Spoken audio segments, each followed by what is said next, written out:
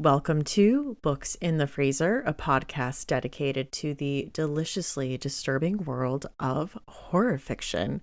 I'm your host, Stephanie, and today I am talking about the horror books that are coming out in the second half of the year. So this is my most anticipated releases for 2025. Okay, and I do feel like I say this every year, but oh my God, this is looking like an amazing year for horror. Just this list. There are so many books I am dying to read. There are a few that I have already read that I am very excited to talk to you about. But before we get into that, I just wanted to tell you about a few different ways you can support the podcast. One of those ways is to become a member of our Patreon community. There are a lot of fun things going on Patreon. At the Malevolent Spirit level, we just started a new podcast series called The House at the End of Fear Street, where I am making my way through the Fear Street books by R.L. Stine for essentially the first time. It has been such a blast. No one prepared me for how absolutely bonkers these books are, and these are just such fun conversations to have. So those episodes are available in full at patreon.com/booksinthefreezer. But if you're looking for a free way to support the podcast, you can always drop a few nice words at Apple Podcasts, or on Spotify, you can leave a star rating. So big thank you to those of you who have already taken the time to do that. Okay, now let's get to talking about some books, obviously starting with July. And starting off with a book coming out today, I am talking about Come Knocking by Mike Bakoven. When Come Knocking came to Los Angeles, the interactive theater production that took over 6 floors of an abandoned building was met with raves, lines for tickets, and reviews calling it the must-see experience of a generation. After dozens of people were killed and hundreds injured during one bloody night of chaos during the show's run, the nation was captured by one inescapable question. How could this happen? As the dust settles, investigative reporter Adam Jakes is tasked with uncovering the truth behind the massacre. Through a series of gripping interviews with survivors, cast members, and witnesses, Jakes pieces together the chilling reality behind what was supposed to be the ultimate theater experience. So this is one I have read, and I thoroughly enjoyed this. If you were a fan of Fantasticland by Mike Bakoven, I think you will enjoy this. It has a similar setup to Fantasticland in that we are learning about a tragic event that has happened through character interviews, and you, the reader, are piecing everything together based on what we learn from these different perspectives. I loved the descriptions we got of the Come Knocking show, which was this real immersive theater experience that proved to be really divisive. Obviously, it had its devoted fans. Some people thought it was pretentious and too highbrow. This book made me anxious. I think there's a very American fear of being in a busy, crowded place like that and always having in the back of your mind the possibility of violence. It spoke to that. It also spoke to online radicalization, and I think it's a very timely read, and I definitely enjoyed it. It did stress me out. So that is Come Knocking by Mike Bakoven, and that is available today from Skyhorse. And also coming out today, we have My Ex, the Antichrist by Craig DeLuey. 1998. Lily Lawler and Drake Morgan form a punk band. Drake inspires faith in some, fear in others. Lily is a believer. 1999. A battle of the bands ends in a shocking death and a riot that claims the lives of 3 teenagers. 2009. At the height of her stardom, Lily walks into a police station and confesses to murder. Now, the band has refused to talk to the press about the night of the riot, Lily's confession, or anything else. It's been over a decade. But Lily has finally agreed to an interview, and the band is following her lead. What follows is a story of prophecy, death, and apocalypse. A story about love and love lost. A story about the Antichrist. Maybe it's all true. Maybe none of it is. Either way, this is their story, and they're sticking to it. This sounds really fun. I adored The Children of Red Peak by Craig DeLuey. I loved episode 13. I'm very excited for this, and this is going to be coming out under Run For It, which is the new horror imprint under Orbit. So that is coming out today. That is My Ex, the Antichrist by Craig DeLuey. And coming out July 29th from Atria, we have Angel Down by Daniel Kraus. Private Cyril Bagger has managed to survive the unspeakable horrors of the Great War through his wits and deception, swindling fellow soldiers at every opportunity. But his survival instincts are put to the ultimate test when he and 4 other grunts are given a deadly mission. Venture into the perilous no man's land to euthanize a wounded comrade. What they find amid the ruined battlefield, however, is not a man in need of mercy, but a fallen angel, seemingly struck down by artillery fire. This celestial being may hold the key to ending the brutal conflict, but only if the soldiers can suppress their individual desires and work together. As jealousy, greed, and paranoia take hold, the group is torn apart by their inner demons, threatening to turn their angelic encounter into a descent into hell. I have been excited for this since the moment it was announced. As I feel like all of you know, I was obsessed with Whalefall. It was one of my favorite reads of the year. This sounds like a very intense book for several reasons, but I'm especially drawn in by the group dynamics of this group having to work together to save this angel. And I am just very curious about the possibility of them turning on each other and the things that drive that. So obviously the World War I setting too. So very curious about this one. I will definitely be picking it up. That is Angel Down by Daniel Kraus, coming out July 29th from Atria.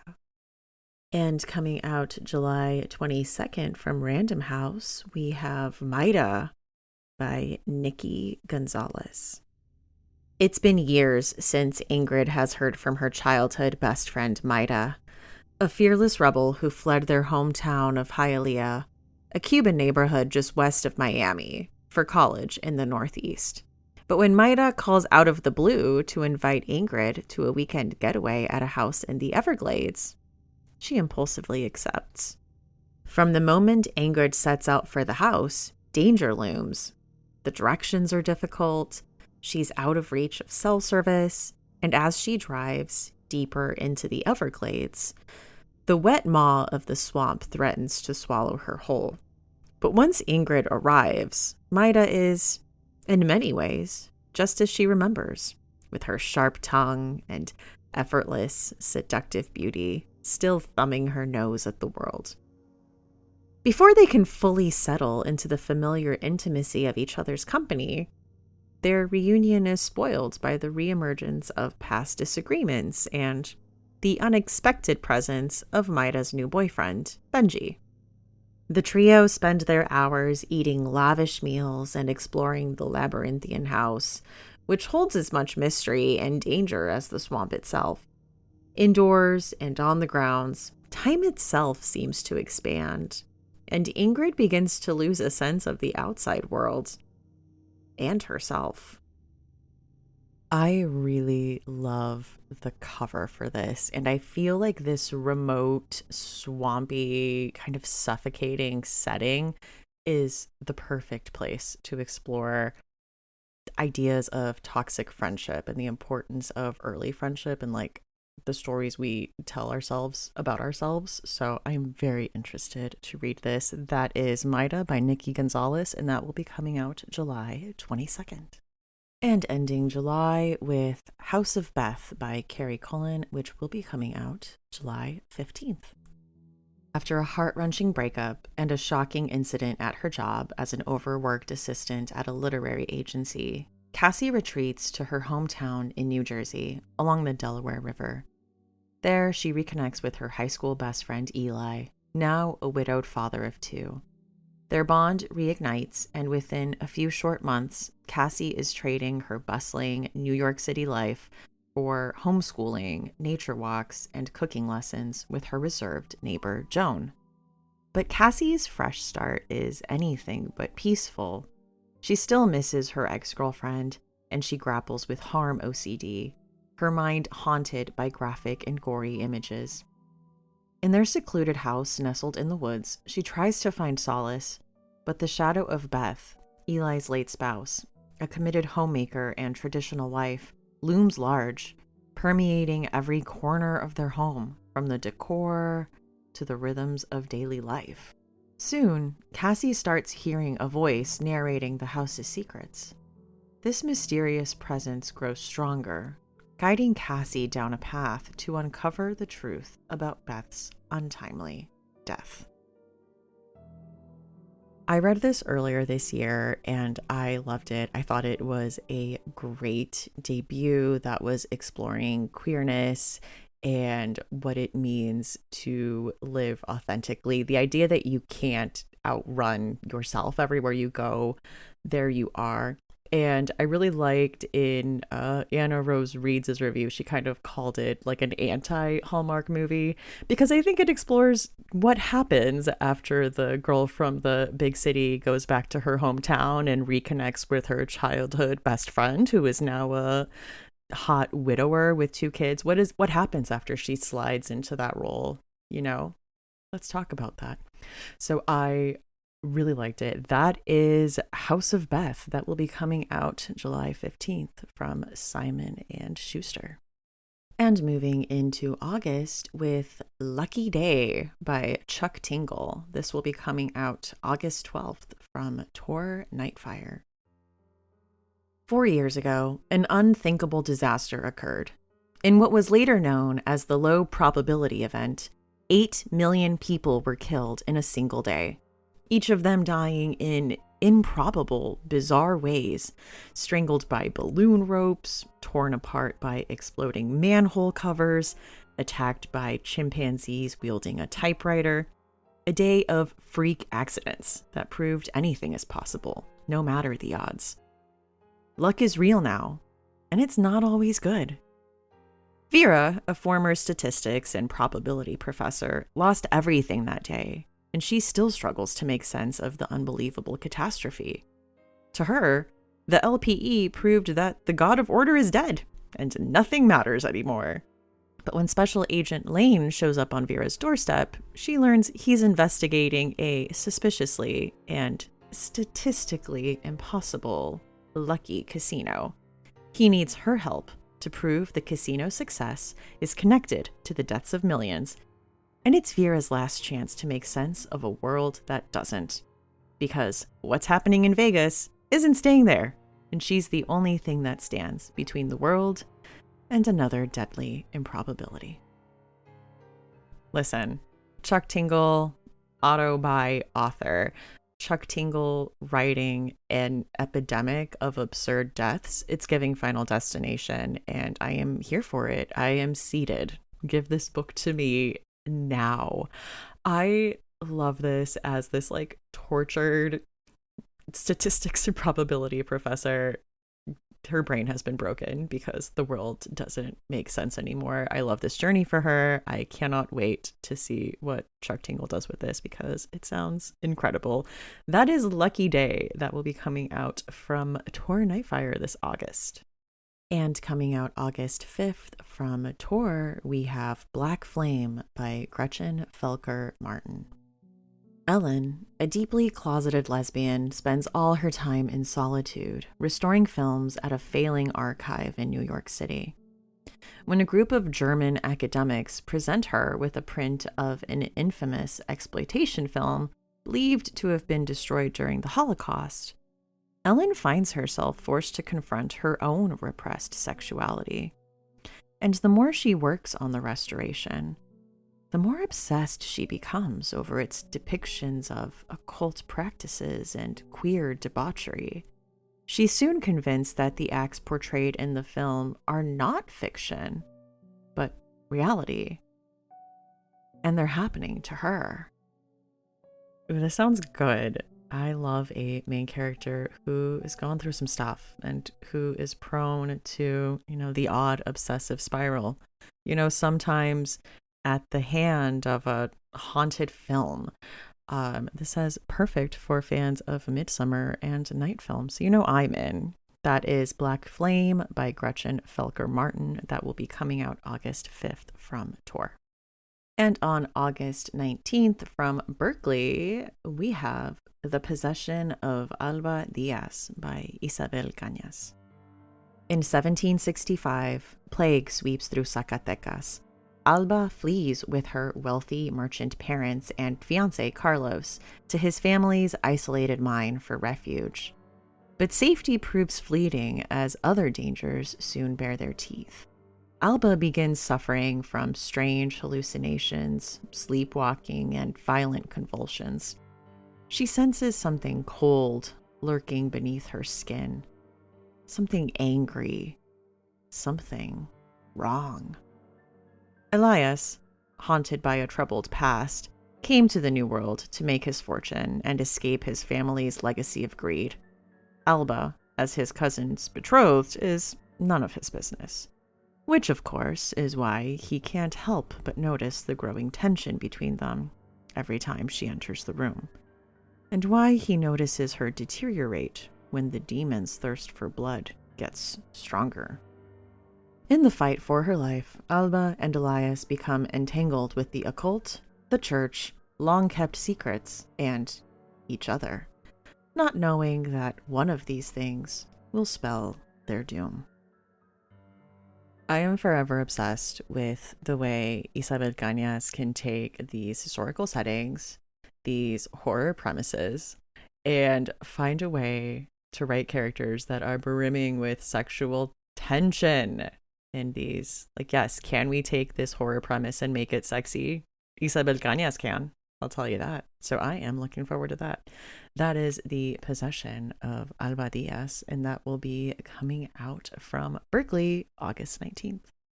And on August 12th from Saga, we have The Game in Yellow by Hailey Piper. A kink-fixated couple, Carmen and Blanca, have been in a rut. That is, until Blanca discovers the enigmatic Smoke in an understreet drug den, who holds pages to a strange play, The King in Yellow. Read too much and you'll fall into madness. But read just a little and pull back, and it gives you the adrenaline rush of survivor's euphoria, leading Carmen to fall into a game of lust at a nightmare's edge. As the line blurs between the world Carmen knows and the one that she visits after reading from the play, she begins to desire more time in this other world, no matter what horrors she brings back with her. I am very excited for this. I actually just bought a copy of The King in Yellow, so I'm going to try to have it read before reading this. But I would also like to say Hellraiser rule. Okay, let's call it rule number 69. If you find yourself in a sexual rut, please do not bring a haunted/cursed object into the mix. It will not end well for you. But I am very excited for this. That is The Game in Yellow by Hailey Piper, coming out August 12th from Saga. And ending August with This Is My Body by Lindsay King Miller. This will be coming out August 5th from Quirk. Single gay mom Bridget always thought that cutting ties with her extremist Catholic family was the best thing she could have done for her daughter Dylan and for herself. But when Dylan starts having terrifying fits of unnatural violence, Bridget can't shake her memories of a girl from her childhood who behaved the same way, until Bridget's uncle, Father Angus, performed an exorcism. Convinced that her daughter is suffering from demonic possession, Bridget does the thing she told herself she'd never do. She goes home. Father Angus is the worst person she knows, but he's also the only person who can help her daughter. As Bridget starts to uncover secrets about Father Angus, that long ago exorcism, and her family's past, she realizes that she and Dylan have never been in more danger. This sounds so good, and it sounds like it's not going to be your average possession story from what I've heard. I do love religious horror, and I'm going to assume going to be tackling a lot of themes of bodily autonomy. So here for that.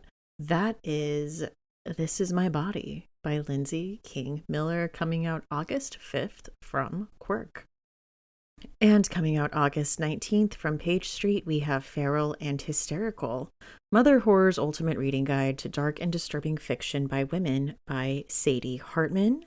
This is her follow-up to 101 Books to Read Before You're Murdered, and it sounds like it is going to be full of horror book recommendations for horror by women. So again, that will be coming out August 19th from Page Street.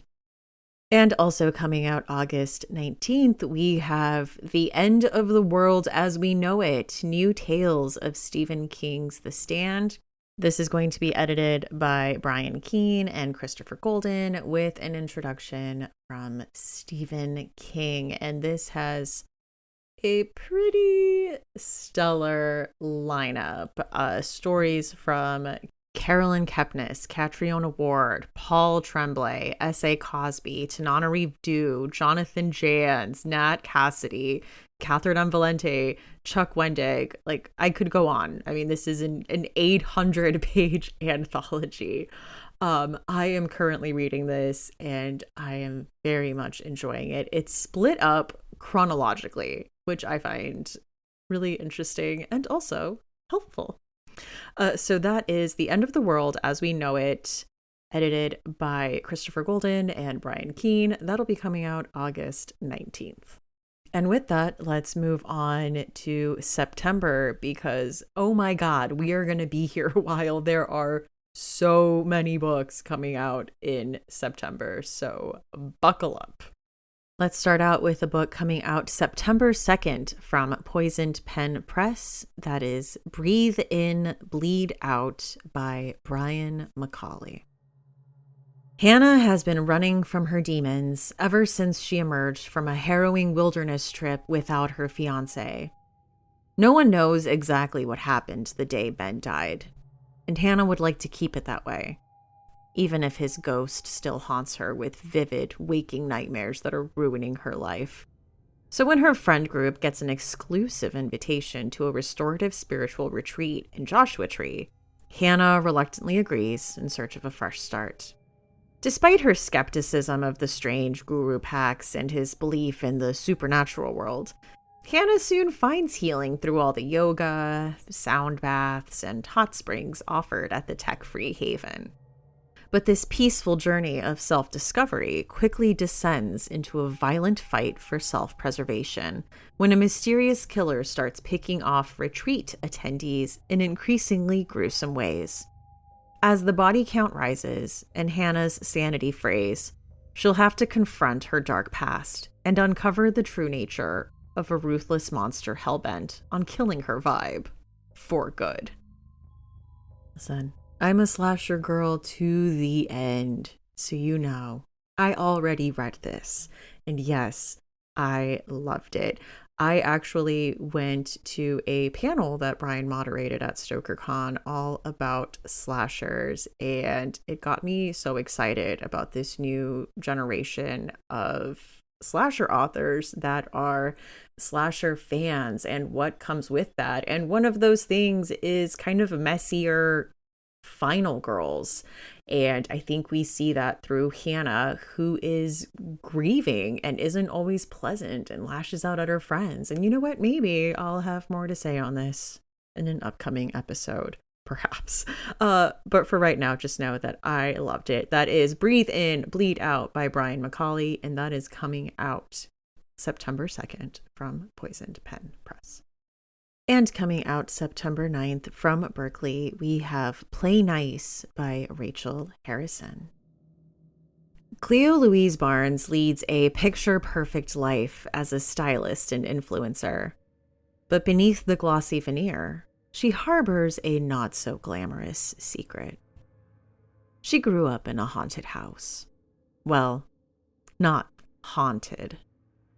Possessed. After Cleo's parents' messy divorce, her mother, Alex, moved Cleo and her sisters into a house occupied by a demon. Or so Alex claimed.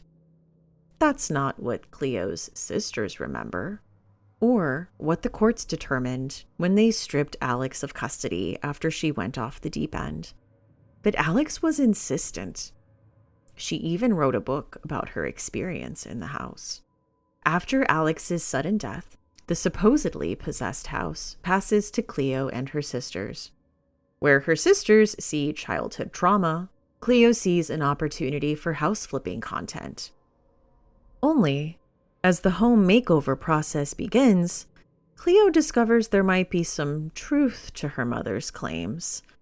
As memories resurface, and Cleo finally reads her mother's book, the presence in the house becomes more real and more sinister, revealing ugly truths that threaten to shake Cleo's beautiful life to its very foundation.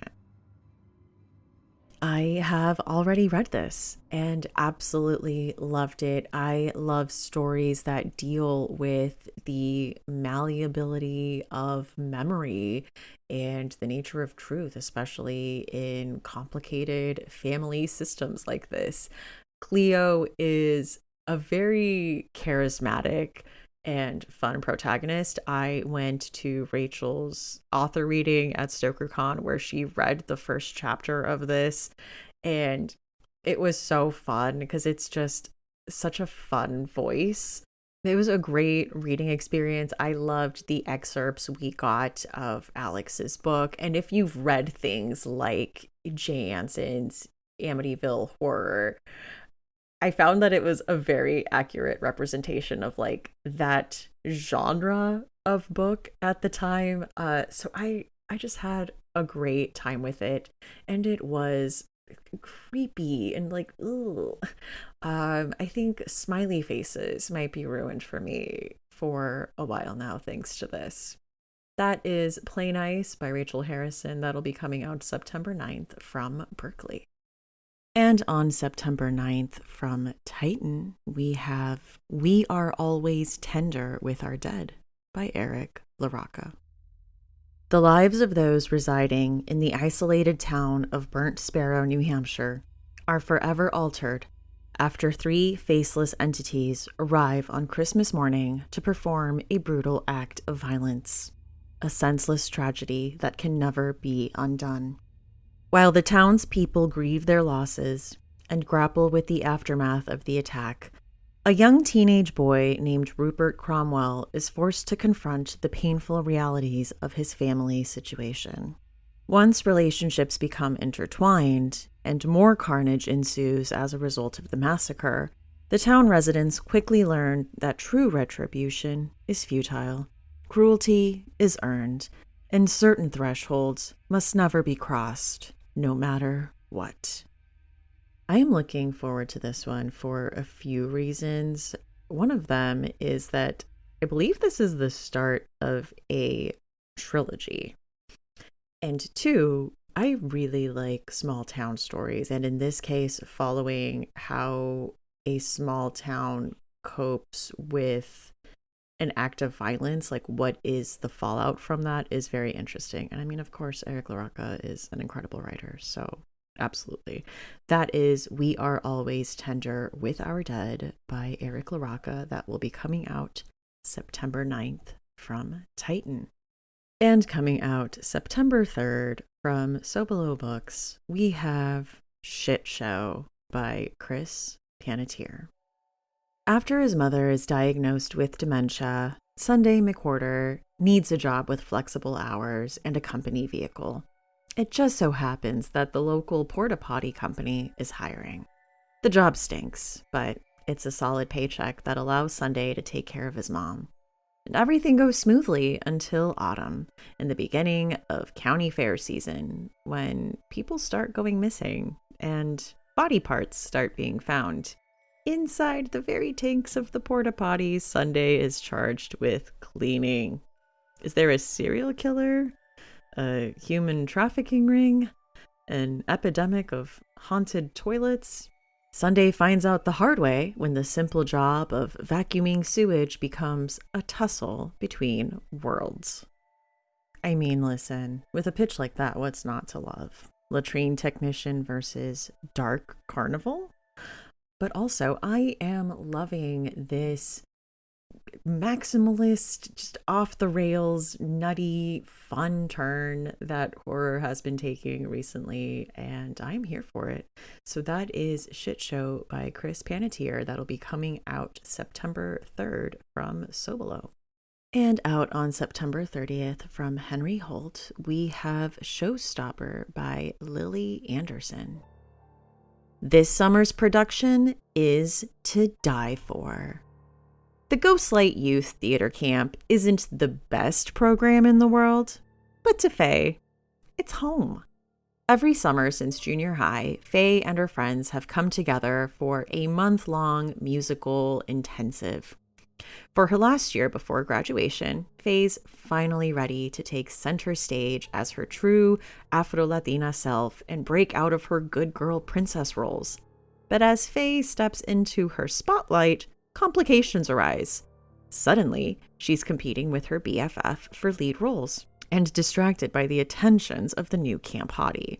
Even when the drama turns deadly, Faye remains determined to make this the best production the Ghostlight has ever seen. It must be a coincidence that the stagehands keep disappearing and having gruesome accidents, right? But dark secrets are hiding behind the scenes, and opening night might turn out to be a bloodbath. Lights, curtains, murder. As a documented fan of Undead Girl Gang, I am so ready for this. Thank you, Adam Allen, for bringing this to my attention, because absolutely, like a summer theater camp slasher, hello, made for me. That is Showstopper by Lily Anderson. That will be coming out September 30th from Henry Holt. And on September 9th from Black Crow, we have Coffin Moon by Keith Rawson. It's the winter of 1975, and Portland, Oregon is all sleet and neon. Dwayne Miner is back home after a tour in Vietnam, a bartender, just trying to stay sober, save his marriage with his wife Heidi, and connect with his 13-year-old niece Julia now that he's responsible for raising her. Things aren't easy, but Miner is scraping by. Then a vampire walks into his bar and ruins his life. When Miner crosses John Varley, a killer who sleeps during the day beneath loose drifts of earth and grows teeth in the light of the moon, Varley brutally retaliates by murdering Heidi, leaving Miner broken with guilt and Julia filled with rage. What's left of their splintered family is united by only one desire: vengeance. So begins a furious, frenzied pursuit across the Pacific Northwest and beyond, from grimy alleyways to desolate highways to snow-lashed plains. Miner and Julia are cast into the dark orbit of undead children, silver bullet casters, and the bevy of broken men transfixed by Varley's ferocity. Everyone's out for blood. Obsessed with this as like a vampire revenge road trip story. And it also kind of seems like it's in this vein. At least I know Keith Rawson's previous duology was kind of in that maximalist vein. This, I'm telling you, horror is turning it up to 11 with these new releases, and I am loving it. That is Coffin Moon by Keith Rawson.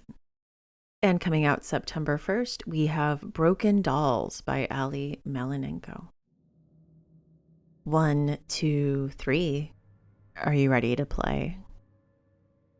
Ever since Kay's grandfather died, she's been obsessed with counting the steps to her bedroom, the dolls on her sister's bed, even the threads on her favorite blanket. It's arithmomania, and with the selective mutism that sometimes prevents her from speaking, she literally can't find the words to talk about how she feels now that Grandpa is gone. When they take the summer to clean out and renovate his old house, Kay finds herself counting the days. That is, until her younger sister, Holly, starts finding dolls. She finds them buried in the backyard, stuffed in the walls, crammed into the closets. From the first one, Kay knows they aren't like normal dolls. They smile at her like they know something, and sometimes their eyes open and close on their own. Kay hears her sister talking to them constantly, and she swears she's heard the dolls whispering back. Everyone assumes that Holly's just a kid with a good imagination. But Kay doesn't think this is a game, because she knows that Holly and the dolls are going to make her play with them forever. If there's one horror trope that gives me the creeps, you guys know it's a weird doll. Imagine a weird doll that's been shoved into a wall or buried in the backyard, and then it's blinking and talking. No, thank you. Absolutely not. With that said, I am very excited for this. Don't be sleeping on middle grade horror. There are a lot of gems to be found in middle grade. I enjoy them as an adult reader, as a mom to a kind of middle grade age son. I mean, I can see how important they are to speak to that age specifically. And I mean, in my case personally, my kids lost their grandfather last year. So it is important for them to have this type of media that speaks to the things they are going through. And this sounds very good. So that is Broken Dolls by Ali Melanenko, coming out September 1st from HarperCollins. And coming out September 16th from HarperCollins, we have Galloway's Gospel by Sam Rebeline. 2009. Rachel Galloway is bored in class. She spends the dreary fall days sketching in her notebook, adorable pigs munching on her boring teachers, and imagining a utopia where all the horrors of Burnskiddy High School disappear. But when her classmates start to believe this utopia could be real, Galloway finds herself at the center of an elaborate and quickly spreading new religion. Before long, the town is split between believers and non-believers. As tensions rise and the rituals become more dangerous, Galloway can't be sure what's real and what's not, or who she can trust. 2019. This is the cryptic message that Renfield County Guard Rachel Durwood receives from her colleague Mark, mere days after he's disappeared. Mark's note leads Durwood to the town of Burnskiddy, famously sealed off from the rest of the county 10 years ago. Now she discovers a small, insulated community preparing for the rapture and seemingly their collective demise. In order to save Burnskiddy from itself, she must piece together the fallout from 2009 and avoid being swept up into the monstrous cult herself. As Rachel Galloway watches her life spiral out of control, Rachel Durwood navigates a world where history, horror, and faith collide. Despite being separated by a decade, Galloway and Durwood may be closer to each other than they realize. But even together, will they be able to stop Burnskiddy's impending doom? This sounds so fun. I love the idea of a teen girl accidentally starting a cult. Iconic. I also love when an author has their own kind of universe that they play in. So I really like this like Sam Rebeline Renfield universe. I am currently reading his short story collection, The Poorly Made and Other Things. So I'm wondering if that will give me like needed context going into this book. But it sounds great. That is Galloway's Gospel by Sam Rebeline. That will be coming out September 16th from HarperCollins. On September 23rd from Tor Nightfire, we have Spread Me by Sarah Gailey. Kinsey has the perfect job as the team lead in a remote research outpost. She loves the solitude and the way the desert keeps her far away from the temptations teeming out in the civilian world. When her crew discovers a mysterious specimen buried deep in the sand, Kinsey breaks quarantine and brings it into the hab. But the longer it's inside, the more her carefully controlled life begins to unravel. Temptation has found her, after all, and it can't be ignored any longer. One by one, Kinsey's team realizes the thing they're studying is in search of a new host, and one of them is the perfect candidate. Personally, I love that Sarah Gailey dared to ask, what if the thing was horny? And boy, oh boy, is this horny. This was one of the books we mentioned on the Buzzing About Books panel. This was one of Emily Hughes' books. And she was like, this one's for the freaks. Like, raise your hand if you're a freak. Because yeah, Kinsey, if you couldn't tell from the synopsis, there's just something she's into. A very interesting thing that she's into that will come into play in the book.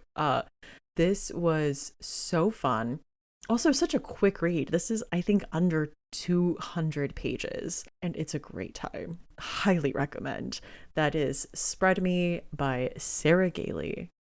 And on September 23rd, we have Why I Love Horror, essays on horror literature, edited by Becky Spratford.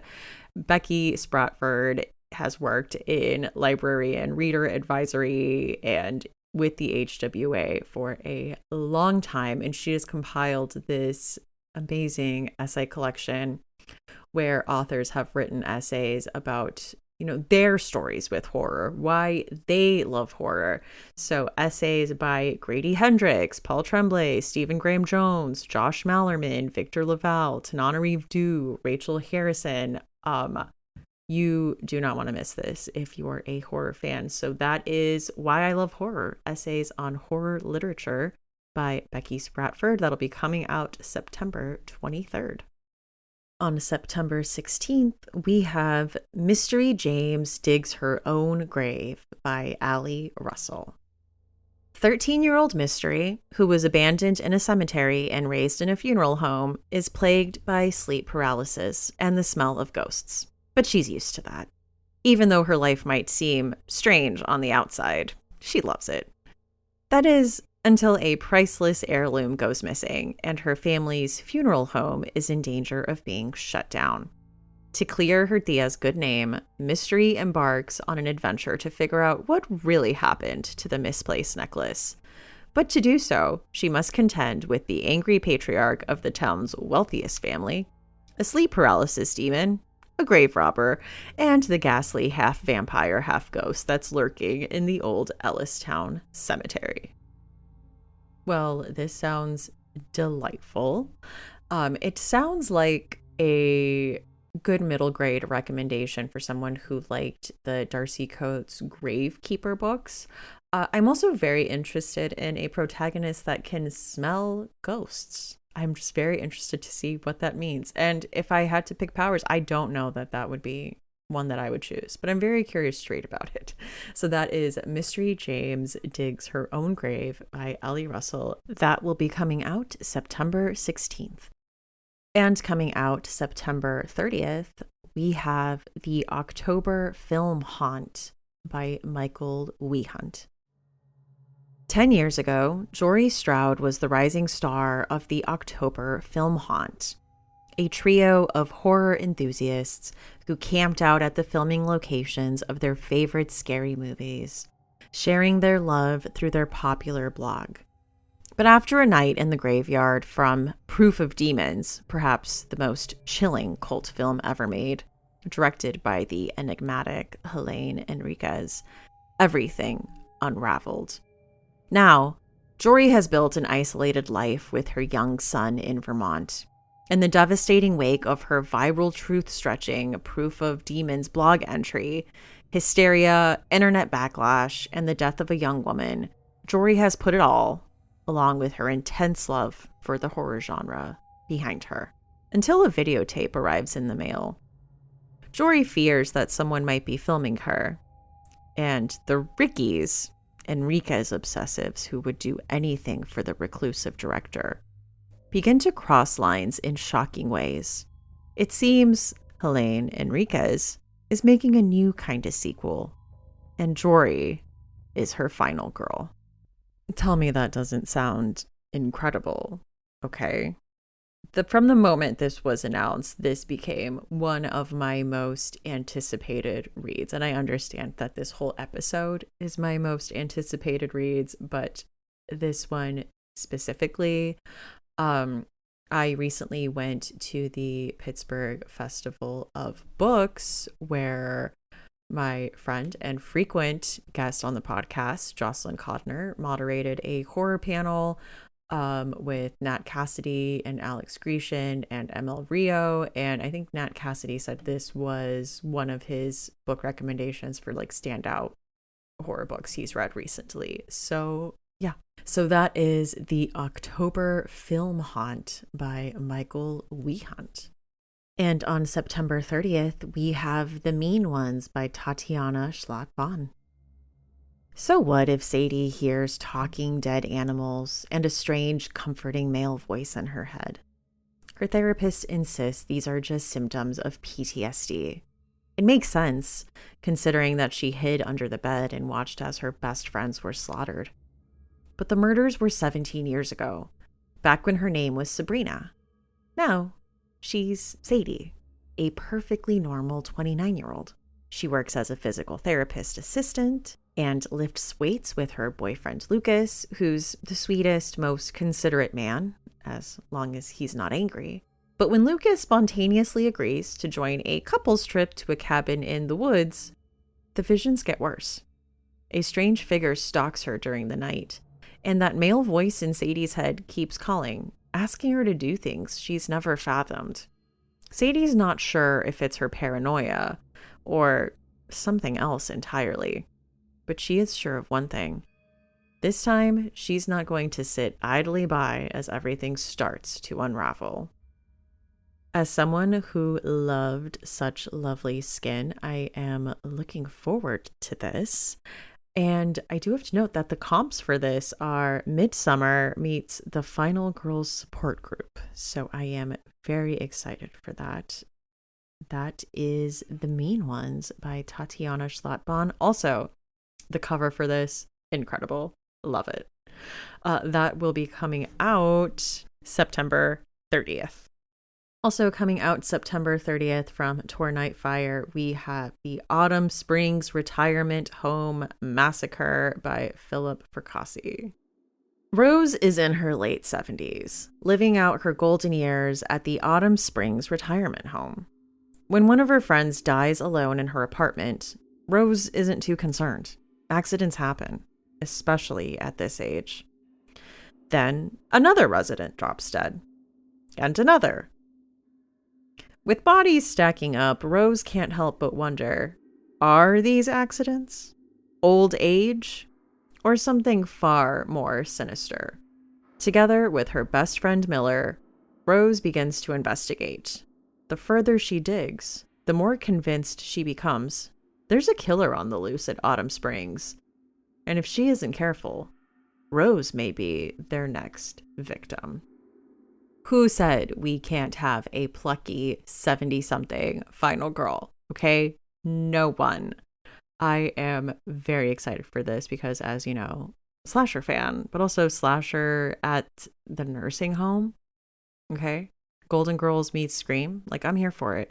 That is the Autumn Springs Retirement Home Massacre by Philip Fracassi. That will be coming out September 30th. Before we move on to October, had to mention Hailey Piper's short story collection, Teenage Girls Can Be Demons, coming out September 16th from Titan Books. These are 13 coming of rage stories. I am very excited for this, as you can imagine. It says these stories take our most difficult years of transformation and twist them into new and terrifying shapes where the monsters are real and you'll do whatever it takes to get away or get even.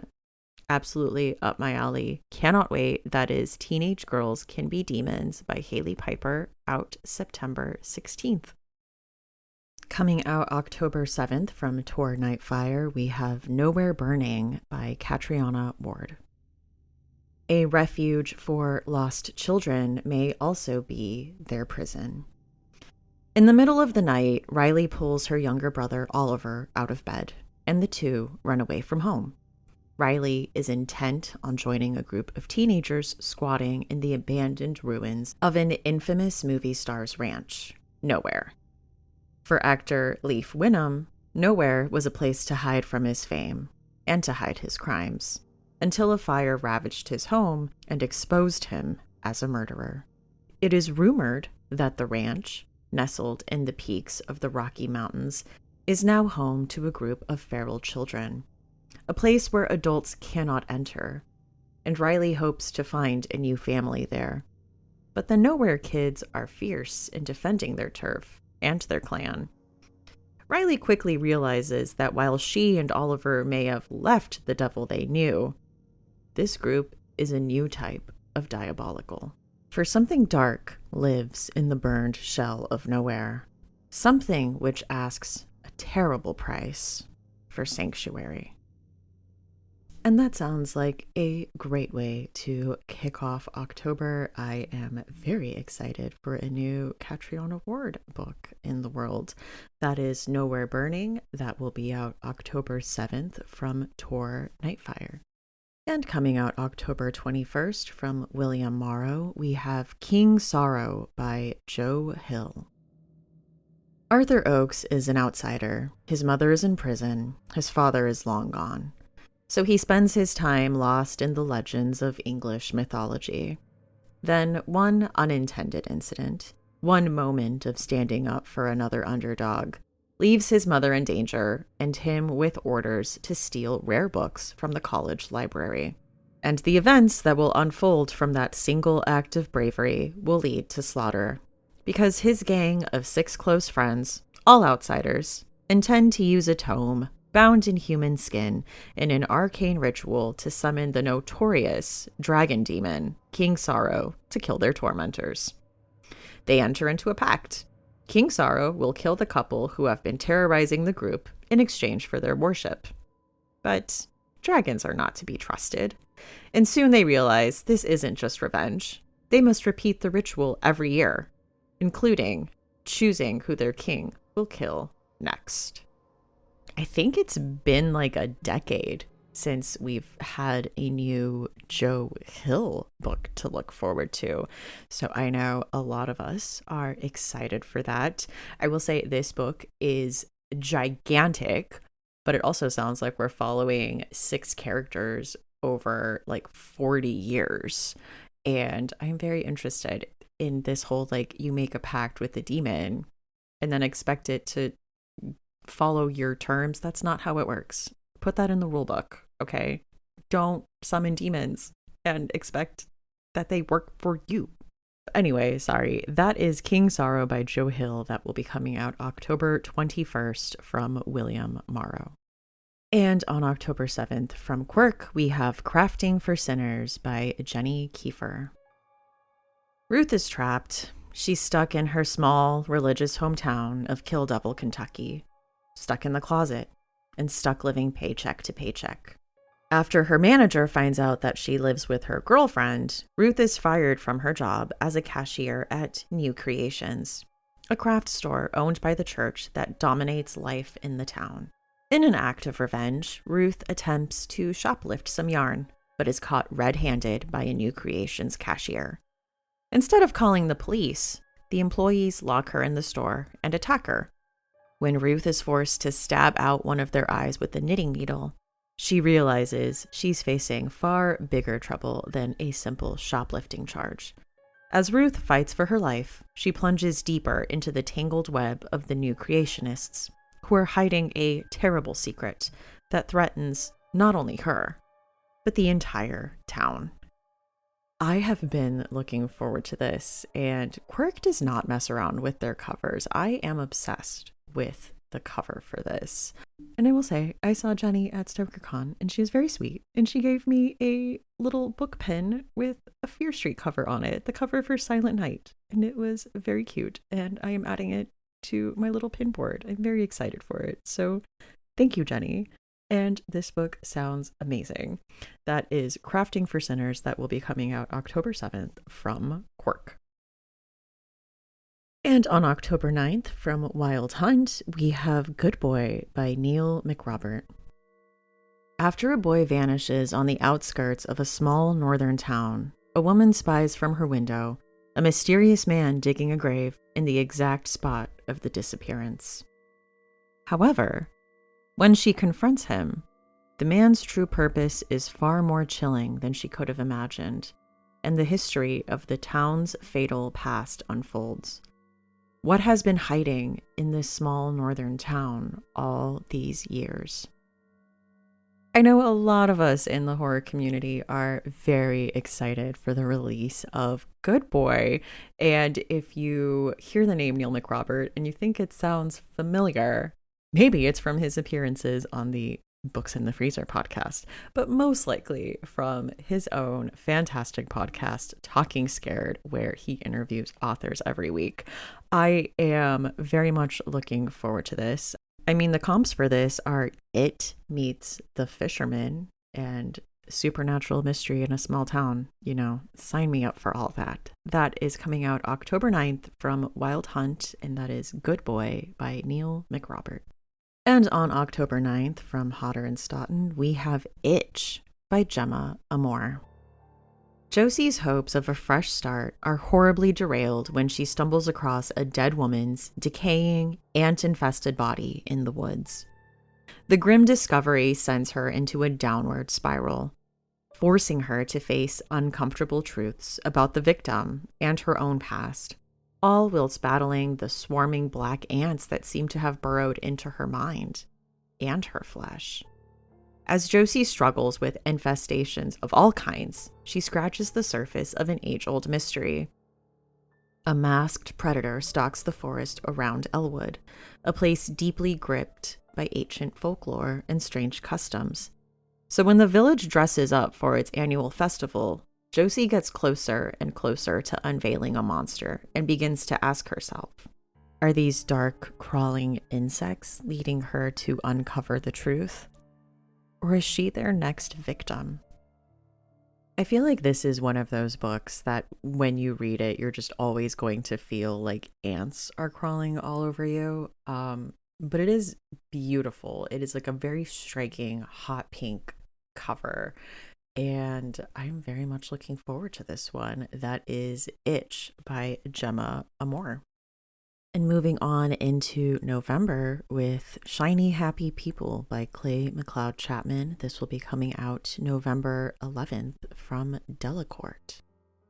At 16, Kyra is still haunted by the horrors she saw growing up with her drug-addicted mother. She doesn't feel like she belongs anywhere, and disturbing dreams come to her at night. When a new party drug makes its way to her high school, Kyra's life becomes an actual nightmare. A video challenge spreads among the students, and though she doesn't participate, Kyra can't escape the inexplicable side effects. Everyone around her seems to be mysteriously changing, including the people she loves the most. Her brother has a new personality overnight. Her best friend suddenly feels like a stranger. The only other person who seems to notice the eeriness is Logan, the new boy at school. Like Kyra, he has steered clear of the party scene. When the strangeness begins to feel sinister or unnatural, Kyra is determined to find out exactly what is behind the mysterious drug. As she and Logan get closer to the truth, the line between Kyra's past and present blurs, and she will need to face the terrors inside herself or lose everyone she loves. Okay, I am very interested in this. It's giving disturbing behavior a little bit. Yeah, so this is Clay's YA sci-fi horror novel, and he also has a short story collection coming out this year called Acquired Taste. So big year for Clay McLeod Chapman. This is Shiny Happy People, and it will be coming out November 11th from Delacorte. And on November 18th, we have My Name Isn't Paul by Drew Huff. He's a traveling salesman named Paul Cataneo, except he isn't, because he's a mirror person, a hyper empathetic eldritch abomination capable of mimicking any human. Paul found the human Paul Cataneo's mangled corpse 7 years ago and decided to mimic it. It's just what the mirror people do. Okay, well, that sounds terrifying. This is a cosmic horror novella. It sounds so weird and so creepy. So I am looking forward to that. That is My Name Isn't Paul by Drew Huff. That will be coming out November 18th. And finally, on to December with Dark Sisters by Christy DeMeester. This will be coming out December 9th from St. Martin's Press. Anne Bolton, a healer facing persecution for witchcraft, bargains with a dark entity for protection. But the fire she unleashes will reverberate for centuries. Mary Shepard, a picture-perfect wife in a suffocating community, falls for Sharon and begins a forbidden affair that could destroy them both. And Camilla Burson, the rebellious daughter of a preacher, defies conformist expectations to uncover an ancient power as her father's flock spirals into crisis. 3 women, 3 centuries, one legacy of fury, love, and a power that refuses to die. I am so excited for this. This is a 3 timeline historical horror full of female rage and revenge, and I am ready for it. I am ready for it now. So that is Dark Sisters by Christy DeMeester. That will be coming out December 9th from St. Martin's Press. So those are the books I am looking forward to that will be releasing in the second half of the year. As always, there are probably books that I missed. It happens. But please let me know which books you are looking forward to the most. I'd love to hear from you. Thank you so much for listening. I have been your host, Stephanie Gagne, and see you next time on Books in the Freezer.